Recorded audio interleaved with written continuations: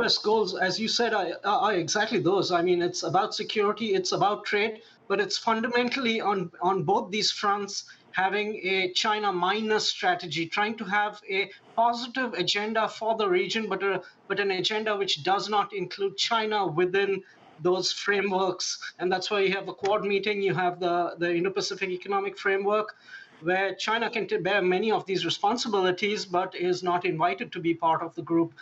So it's mainly to suggest to the Indo-Pacific region that the US remains committed to the region. It has plans and strategies for the region, that they are framed with a positive cast of mind, but also the element that, well, China should not be part of these arrangements.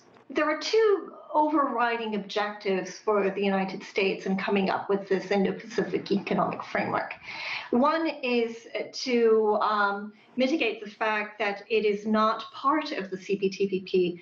Bear in mind that China has actually formally requested entry into this trade agreement. The United States, for domestic reasons, is not able to join, and there's really no appetite in Washington to join. At the same time, as you know, the region has not just the CPTPP, but RCEP as well. There are mega trade deals that are going on. The United States felt obliged really to come up with an economic leadership role that would allow it to come up with some new proposals that would secure its own economic interests. And that brings me to my second point and the second overall objective of Washington, and that is to say, to meet some of the economic goals that it has.